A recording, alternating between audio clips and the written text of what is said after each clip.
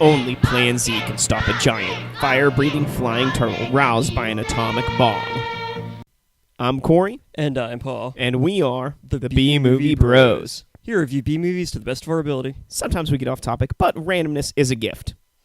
This week, as we continue our journey through Kaiju Month, we're taking a look at the 1965 film Gamera The Invincible. You heard what the Amazon description to this movie had to say. Now let's dive right into this shit with our technical difficulties, top and bottom three of the film. Let's start with the top this time. You want to go first, or should I? Sure.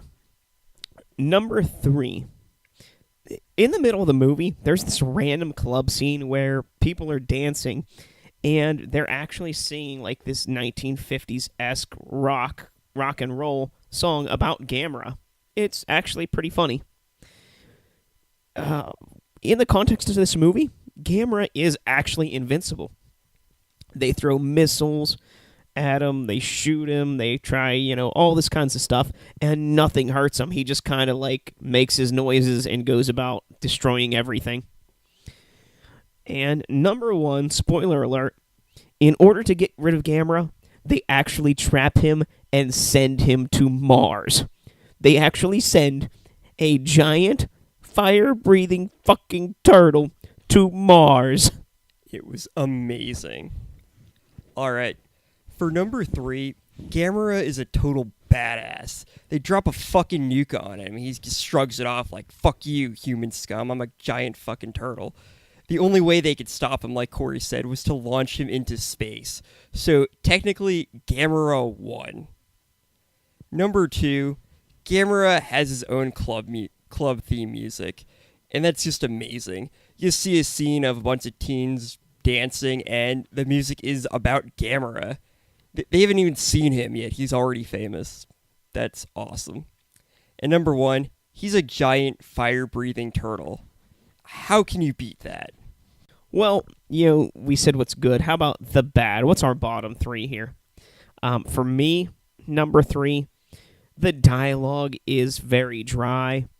A lot of this movie, actually this comes down to number 2.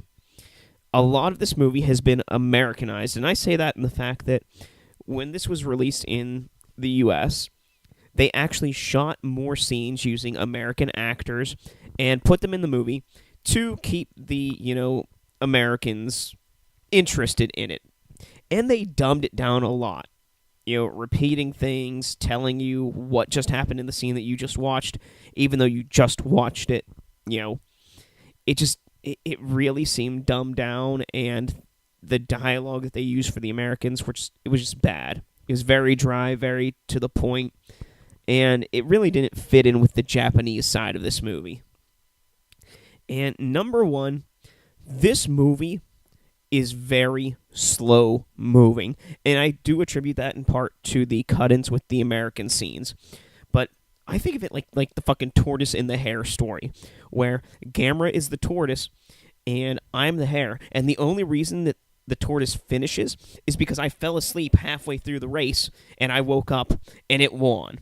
And that's the saving grace. Is if you have insomnia, if you have trouble sleeping, just watch Gamera and it will help cure that. Sounds about right.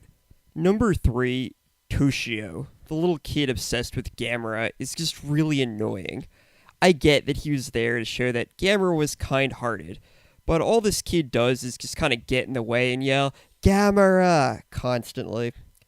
Number 2, the humans in this movie are just so incompetent. They just keep attacking Gamera in the same way to no avail because he's invincible. It's not until the end of the movie that they finally launch him into space, but so much time has gone on, they've wasted so many resources and so much money that you just can't help but think, man, we really need better leadership in both the Japanese and US military if this is how they handle a giant turtle attacking. And number 1, like you said, this movie is so slow-paced, and I do attribute it largely to the fact that it became Americanized. There's just too much explaining of the plot by the scientists and military members, and not enough Gamera. It's really hard to have quote wars with these kind of movies because the Japanese side of it is very contextual. You need to know what's going on to really understand it. It's not like a fun quotable. And then on the American side, everything's so cut and dry that there's no fun quotes to give you guys. So instead, we've got a few recordings of some of the best dialogue in the movie.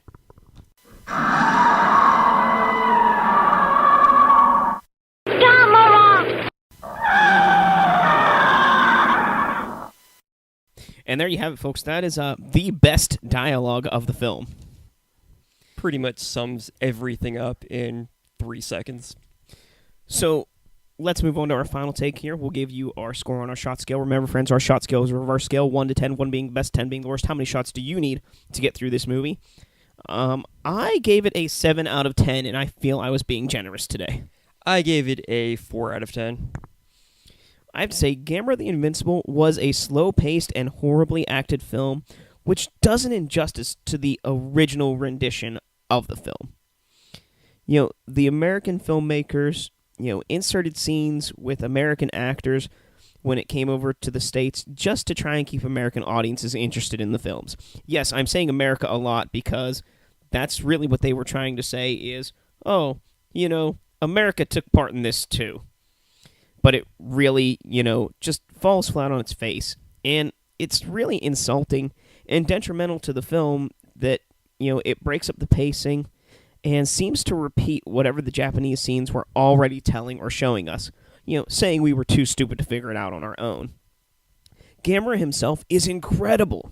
The special effects are too. But I just can't get over, the dumb downingness that the Americanization of this film did. And just what it took away from it. And that's why I gave it a 7 out of 10. They really did assume that the audience was pretty stupid. I mean, it's a giant turtle, so I don't see how that needs so much explanation. Gamera is an awesome kaiju icon who definitely deserves his popularity. I mean, he's a giant fire-breathing turtle. That's so awesome. Unfortunately, the film focuses far too much on the human characters, explaining what happened in the scene that we just fucking saw 2 seconds ago. Gamera is a surprisingly intelligent and interesting character as far as giant monsters go. He doesn't seem to want to hurt anybody, and he actually saves a kid from danger. He's a misunderstood giant turtle with a heart of gold. If only he had more screen time in his own fucking movie. That would have been fantastic.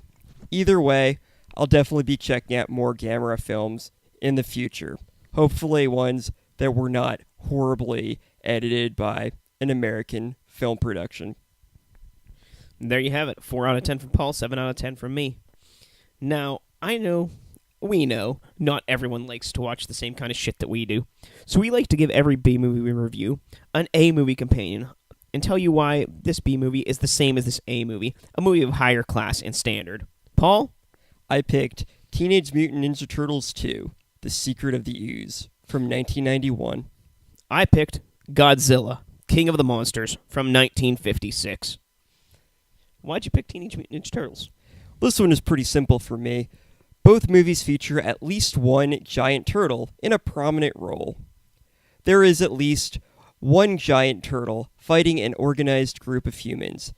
Gamera fought against the US and Japanese military forces, and the Ninja Turtles fought against a group of ninjas called the Foot Clan. Both films are part of a larger franchise focusing around the giant turtle or turtles. And finally, there is a song about the giant turtle or turtles being played at a club during a scene in both films. A scene of teenagers dancing to a song about Gamera occurs in Gamera The Invincible, and a scene in which the Ninja Turtles' Secret of the Ooze has Vanilla Ice performing an impromptu rap about the Ninja Turtles. And that is why Ninja Turtles' Secret of the Ooze is an A-movie version of Gamera The Invincible. So Godzilla, King of the Monsters from 1956 and Gamera the Invincible from 1965 are both movies about giant monsters terrorizing Japan. Both movies are in black and white. Both movies have scenes that were added in by American producers to try and make it more, understanding for the American people. Both movies are extremely slow paced. Both movies originated from Japan. And, the digits 6 and 5 are used at the end of each year that they were made. Gamera the Invincible, 65. Godzilla transposed at 56.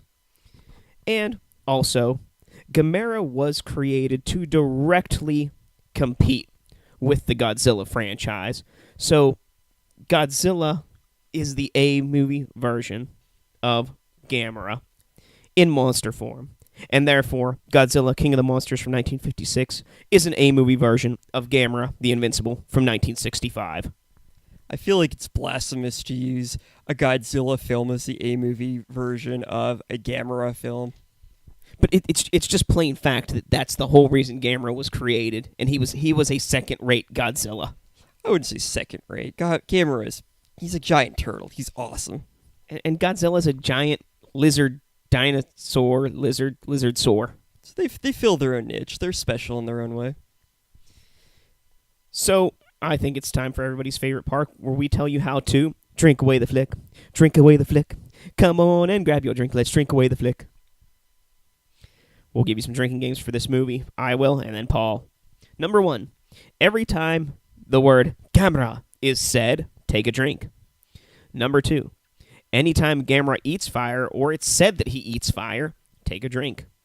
Number 3. Anytime it shows the Americans, take a drink. Number 4. Whenever people argue, take a drink.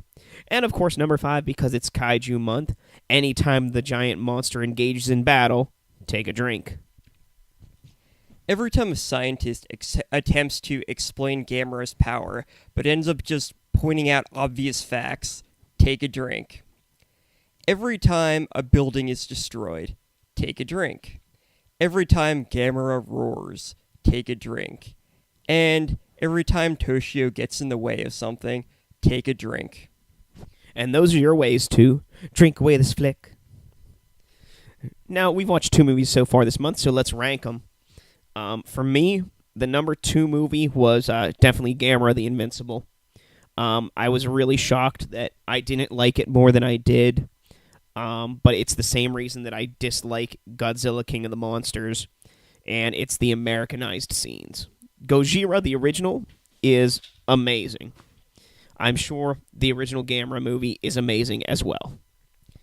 And number 1 right now is Night of the Lepus. I honestly didn't think a movie about giant killer rabbits would beat out a movie about a giant, town-destroying turtle for me, but pleasantly surprised. Yeah, mine are reversed on that one. For number 2, I have Night of the Lepus. It's such a ridiculous concept that was taken completely serious, but manages not to be so bad it's good. So really, not much good in that one at all. Number 1 then goes to Gamera the Invincible. While I think the Americanization of the film definitely detracted from its quality, wasn't enough to ruin it for me. I mean, it was still fun. It's still Gamera the giant turtle being a badass, so it's really hard to beat that. And honestly, giant rabbits beating Gamera, it's just not happening for me. Well, we'll add a new opponent to this melee. If you want to join us next week, we'll be taking a look at the 2011 film Sexy Rangers. A second-rate version, or maybe a better version, of the Power Rangers. It sounds like a better version to me. If you have a movie you'd like us to review or any additional comments, feel free to leave a message below. If you have an independent film you are working on and would like to discuss it, you can email us at bmoviebros@gmail.com. You can follow us on Twitter at bmoviebros or my personal Twitter account, bmoviepaul. You can also find us on Facebook. Just search bmoviebros. And don't forget to listen to our show every week where we have a new review up every Friday. So until next time, friends, be brave, be alive, be back for more.